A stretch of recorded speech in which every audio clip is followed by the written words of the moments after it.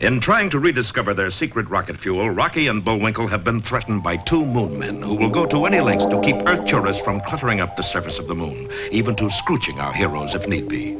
And if that weren't bad enough, when the boys were on their way home, the two spies, Boris and Natasha, received their latest instructions. Don't tell me, let me guess. I'll bet it says, kill moose, right? Right. Okay. But in front are two more words. Do not. Do not kill moose. Oh, Boris, you impetuous boy, what have you done? Better yet, what will you do? Save him! I've got to save him! Boris raced to beat the heavy safe to the ground, and he won. Almost. The heavy safe drove him into the ground like a tent stake.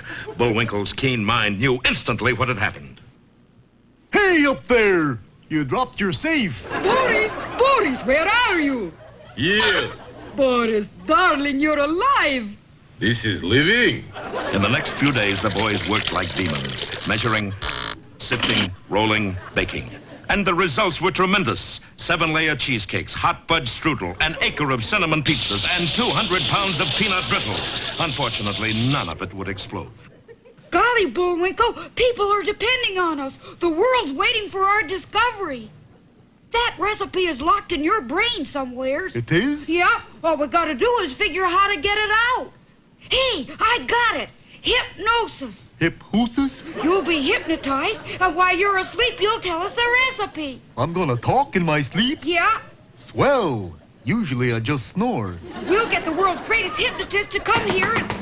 Who is it? It is I, Swami Ben Boris, world's greatest hypnotist. This is my assistant. Haven't we met before?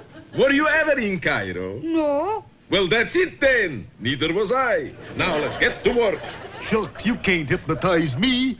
I got too much brain power. I'm just a... Yes, master. All right. What is in the recipe? Wait a minute. You'll have to leave now. This is top secret stuff. Oh, don't worry. I won't listen. On my honor as a genuine Swami. What about the lady? She doesn't speak English, do you, dear? Of course not. Well, maybe she better put her fingers in her ears anyway. Okay. At last the formula will be mine. Now, Mr. Moose, tell me everything you know. So Bullwinkle told them everything he knew, all about his early days in the Minnesota woods, his days at the Philpott School for Exceptional Children, and he was exceptional, being the only student with antlers. His experiences in the Army, where he served 3 years as a hat rack in the Officers Club. On and on he went without stopping for 12 hours. But true to their promise, Boris and Natasha didn't hear a word. The steady drone had long since sent them to dreamland. Unfortunately, it had done the same thing to Rocky. And so when Bullwinkle finally got to Grandma's recipe, the only people who heard it weren't people at all, but the two moon men. Did you hear that, Kidney? Yes, Clyde. It's exactly the formula we use. Oh, boy! Can I scrooch him now? Yes, Clyde. You can scrooch him now. Don't fail to see our next episode, The Scrooched Moose.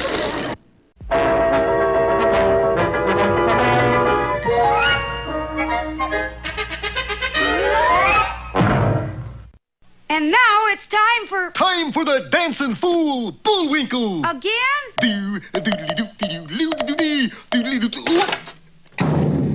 And now for one of our special fairy tales. Yeah.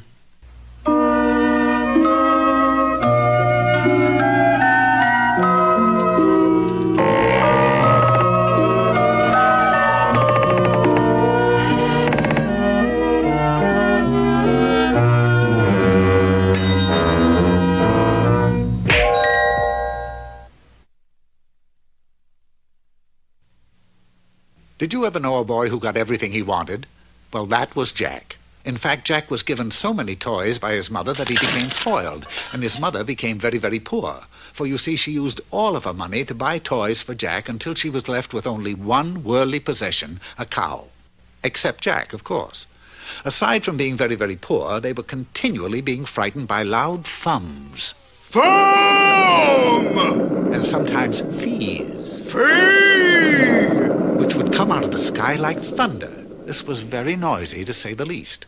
But Jack's mother decided first things first and sent Jack to the village to sell the cow so they'd have money enough for food. Jack was very inexperienced in the world of commerce, so what did he do? What any young boy would do. He sold the cow for 6 lima beans. Jack, you've never heard such fumming and things since you've been gone. I thought the sky would crash in on our heads. How much did you get for the cow, son? 6 lima beans, Mother. 6 lima beans? Why, Jack, you know I don't like lima beans. But the man said they were magic beans. Off to bed, Jack, not another word. So Jack went to bed without any supper. The next morning, Jack was awakened by a huge beanstalk growing right outside his window. Jack thought to himself, beanstalks this big are for climbing. And so he did. He climbed, and then he climbed some more. Finally, he reached the top. He didn't know that he was in the land of fum. Or is it fee? Jack started out in search of food, and soon he came to a huge castle. He crossed the huge drawbridge and entered the huge gate. Everything inside the castle was huge, too. My, this room is big enough for a... Giant? This is the castle of the Giant of Thumb. Or is it Fee? He's a mean, evil giant with a nasty disposition, and he stole from your father, let's see, 1 hen, golden egg type, 2 bags of gold, 14 carat, 1 harp, singing variety. You must return them to your mother, who was the rightful owner. But remember, the giant has a keen sense of smell. If he smells a stranger, he will say, fee, fi, fo, fum. And then you must run for your life, because that means he's discovered you. But how do you know all this? Because I am your fairy godmouse. Just then there was a terrible thumping noise like huge flat footsteps. Jack hid behind the door just as the giant entered. He was huge. Wife, bring me my hen. And while Jack watched in amazement, the hen laid an egg made of solid gold. Wait a minute. Fee, fi, fo, fop. I smell... No, that's not right. Fee, fi, fo... Fum! That's it. Fum. Fee, fo, fi, fum. But now I don't smell anything. So Jack returned the hen to his mother, and she seemed so delighted that the next day Jack returned to the castle. Wife, bring me my bag of gold. It was more gold than Jack knew there was in the world. Wait a minute. Fi, fo, fum, fee. No, dear, it's fee, fi, fo, fum. That's what I said. Fee, fi, fum, fo. Fum, stupid! Fee, fi, fo, fum! And as the giant and his wife argued, Jack slipped out of the door and was gone. He gave the gold to his mother. She seemed so delighted that the next day he was back in his hiding place. Wife, bring me my singing harp. One, two. Oh, when the saints go marching in, when the saints go marching in. Wait a minute. Fee, fi, fo. Fum! And for goodness sakes, hurry, I'm being stolen. Ooh, I'll give you such a fum. Oh, when the saints go marching in, when the saints go marching in, how I want to be in the number when the saints go marching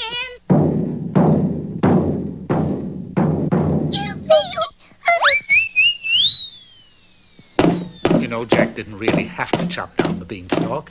For you see, the giant was so afraid of heights that when he looked over the edge, he was so frightened that from that day on, never again was heard a fum or even a feeble fee. Only foop or tweep.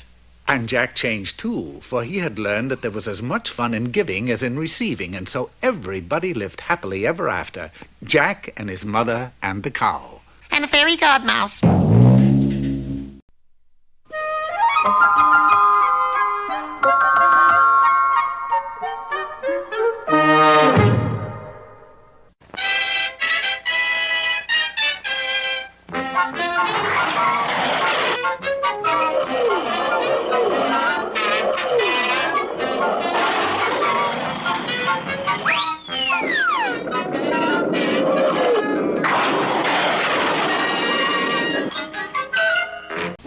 Rocky and Bullwinkle's attempts to find a rocket fuel to take them to the moon has certainly raised a fuss, especially on the moon itself. We moved to the dark side just to get away from those peeping toms in their telescope. Now they're going to come right on up. We must stop them. So the moonmen selected two of their hardiest adventurers and sent them down to Earth with only one mission, to stop our heroes from finding the formula. And so when a hypnotized Bullwinkle recited his recipe for Grandma Moose's fudge cake, even to a sleeping audience... Can I scrooch him now, Gibney? Yes, Clyde. Scrooge him now. As the mysterious ray struck Bullwinkle, he was instantly frozen solid, stiff as a board. So that's what it was like to be Scrooched. Where do we put it? Let's take it home in our flying saucer. The moon men had scarcely left the room when Boris woke up. Go on. I didn't miss a word. Where did he go? Oh, there he went. Hey, you, come back with my moose. But he knows the formula. We gotta take him along. Don't be foolish. You missed the brains of the outfit. The brains? Who's that? The squirrel. He knows the formula, too. He does? Do I look like a liar? Don't answer. You go get him. I'll mind your moose for you. The moonmen dashed back to where Rocky and Natasha were still dozing. All right, everybody up. Ooh! It's all right, lady. They're just plain ordinary moon men. Which one of you is the brains? I am. Because if you are, we're gonna scrooch you. She is. Which one is the squirrel? That's me. Where's Bullwinkle? We're taking him with us. You too. Come on. Bye-bye, darling. Have a nice trip. It looked bad, but Rocky's nimblewits were hard at work. Okay, we'll go, but it does seem a shame to miss the party. Party? Sure. The government always throws a big party for visiting spacemen. With paper hats? Noisemakers? Yeah. Well, maybe we could wait a little while. Of course, we need our entertainment, Chairman. Who's he? My pal, Bullwinkle. Oh, that's easy. We left him right... He's gone. Sure enough, the wily Boris had stolen Bullwinkle and was at that moment heading for a lonely house high on a hill. He can't go far. That moose was scrooched. Scrooched? How long did you scrooch him for, Cloyd? The dial said 8. 8 what? I don't know. It's either 8 hours or 8 years. Well, Bullwinkle was still frozen solid and Boris couldn't loosen him up. Then exactly 8 hours later... You're conscious. No, I'm Bullwinkle. Where am I? This is your new laboratory. I am your new assistant. Shall we get to work? Well, let's see. I guess so. 2 cups of flour, 1 teaspoon salt. You taking all this down? Yes. Could you speak a little louder? I'm rather hard of hearing. Oh, certainly. Testing. 1, 2, 3. Little did Bullwinkle know that Boris's hearing aid was in reality a powerful shortwave transmitter, and that every word he uttered was instantly heard in another country far away by a band of sinister spies. Don't fail to see our next episode, Monitored Moose or the Carbon Copycats. And now... Hey, Rocky, watch me pull a rabbit out of my hat. But that trick never worked. This time for sure. Presto! Well, I'm getting close. And now it's time for another special feature. And now for the cultural part of our program, we bring you Bullwinkle's Corner with that moose of letters, Bullwinkle. Hello there. Today's poem is from Mother Moose. Mother Goose. Goose? Must be a misprint. Anyways, the poem is Little Miss Muffet. Little Miss Muffet sat on a tuffet. What's a tuffet? What's a tuffet? It's what I'm sitting on, eating her curds and whey. Boy, this stuff is terrible. Along come a spider. You with the spider? He couldn't make it. But you ain't scary. You're supposed to scare me. Okay, fellas, up. Take 2. Along come a spider and sat down beside her and... A spider! Hey! Hey, Miss Muffet, your curds and whey are on your head. Let me tell you something. I'd rather wear 'em than eat 'em. And now... Hey, Rocky, watch me pull a rabbit out of my hat. But... See? Nothing up my sleeve. Presto! Wrong hat. And now it's time to meet Mr. Peabody.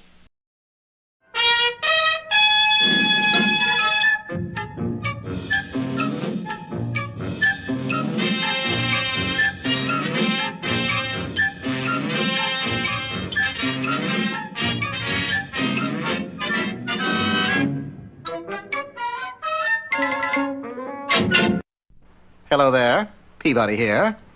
And this is the Wayback Machine for traveling through time. And this is my boy, Sherman. Speak, Sherman. Hello. Good boy. And today we visit Napoleon. No kidding, Mr. Peabody? I never kid, Sherman. Time? About 1810. Place? Paris. The Wayback was working beautifully. We were teleported right into Napoleon's chambers. He wasn't exactly dressed to receive visitors. Who is there? Oh, you are from the Secret Service? Why, sire, is something amiss? Of course, they are gone. What are gone? The imperial braces. Huh? The emperor means his suspenders are missing. Oui, But why are they so important? because they hold up my pants up. Crushing logic, sire. You can't be an emperor without suspenders? Of course not. If I try to draw my sword, see, I cannot order the troops forward. I cannot even salute. And as for making a speech, impossible. Well, why don't you get another pair? Because I am the emperor. I must wear only the imperial suspenders. Sire, who besides you has access to your wardrobe? Only my ever-faithful servant, Pierre Lecomo. And where is he? Come to think of it, I haven't seen him lately. Find Pierre and you'll find the missing suspenders. But where? There! Yes, through the palace window, Sherman had spotted a skulking figure moving toward the gate. Come on, Mr. Peabody! My dear boy, I'm a genius, not a track star. He went this way, toward the docks. In a trice, we were on the docks. Look, that ship's leaving. We'll lose them. I doubt that. With the ship pulled to a stop, Sherman and I made our way to a porthole. Inside was Pierre Lecomo and his conspirators. On the table between them were the royal suspenders. You have done your work well, Pierre. Nothing. When our generals see this, they will know Napoleon is helpless. And they will attack. Then France will fall. Like Napoleon's pants. But, Pierre, the table is moving. How come? It's simply the rolling of the ship, gentlemen. Yes, it's the rolling of... What? After them! Well, we got the suspenders. Let's run. Unfortunately, we ran in opposite directions, but it was just as well. Quickly! Unless we get those suspenders, our plot is doomed. I have got this one cornered. Peekaboo. Ooh, give me back my sword, you. Oh, very well. How's everything, Sherman? Just fine, Mr. Peabody. That's nice. It's not sporting, you know. Who cares? I'm going to get you if it's the last thing I do. What do you know? It was the last thing. You little pest, I'm going to feed you to the sharks. Be calm, Sherman. My guidebook says there are no sharks in these waters. Goodbye, you brat. Monsieur Lecomo, you seem to have cut the hawser. But when I go, he goes. Not necessarily. And as the rope parted, Sherman dangled at one end of the Emperor's braces, while Pierre Lecomo fell into the murky water. My, seems the guidebook was wrong about those sharks. Well, now to return these to Napoleon and receive the thanks of the happy populace. They don't look happy. Something the matter? Please, Monsieur Peabody, don't take the Emperor's suspenders back. Why not? Because it is the first day in 33 years there has been peace and quiet in France. The first day the cannons have been silent. No boom, boom, boom. For years, our people have had to go around with their fingers in their ears. It's the first time I've seen my daddy in 33 years, too. And who is your daddy? Napoleon. Well, we had kept the suspenders from falling into the hands of France's enemies, but there really didn't seem to be any reason for returning them to Napoleon either. And so we didn't. There they are. That's why in all the pictures of Napoleon, his hand is inside his coat. He's really holding up the imperial pants.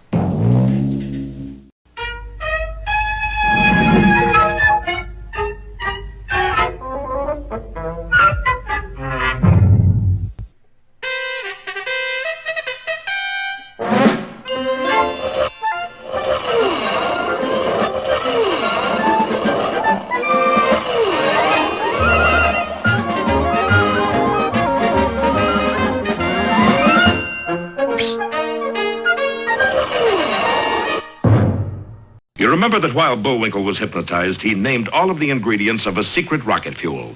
He had already bored Rocky and the two spies into a sound slumber, but there were still two witnesses to hear him, the Moon Men. Their reaction was quick and to the point. They scrooched Bullwinkle and started off to the moon with him. When Boris saw what was happening, he managed to turn their attention to Rocky while he made off with a moose. When Bullwinkle recovered, he was in a new laboratory with a new assistant who looked remarkably like Boris Badenov and who wore a hearing aid that broadcast directly to a nest of spies in a foreign country. Not only that, but the spies had a laboratory set up to duplicate Bullwinkle's every move. You receiving, okay? Okay. Turn on speaker. Let's see now. 2 cups of flour, Got that? Got it. a pound of kumquats, Got it? Right, Chief. Listen. and now a hatful of vanilla to give it character. You sure this is chemical experiment? Well, sure, why? Sounds more like girls' cooking class. He's a smart one. Well, Bullwinkle, what do you do now? Bullwinkle was a mite embarrassed by not knowing the scientific names of anything until he spotted a chemistry dictionary on a shelf. Quickly, he opened it. Well, how's this now? 3 ounces of, methylene bromide and a cube of, diphenylphosphate. That's better. You getting all this?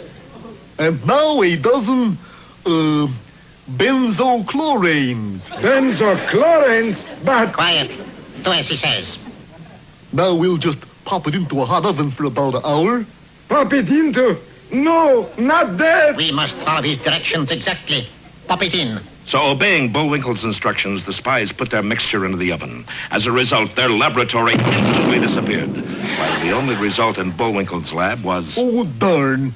Just another mess of chocolate pan dowdy. Hello, you receiving me? Hello, fearless leader. Only they don't answer.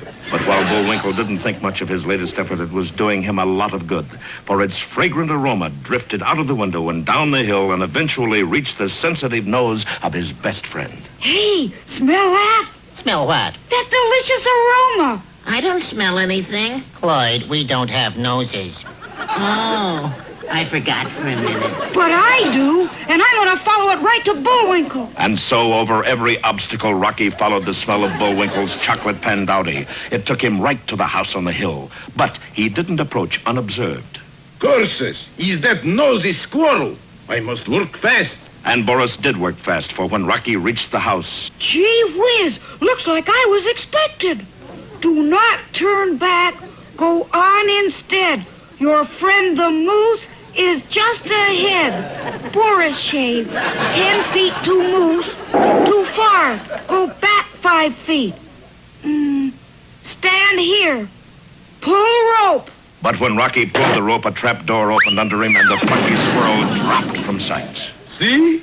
It pays to advertise. Don't miss our next episode, Rocky's Dilemma, or A Squirrel in a Stew.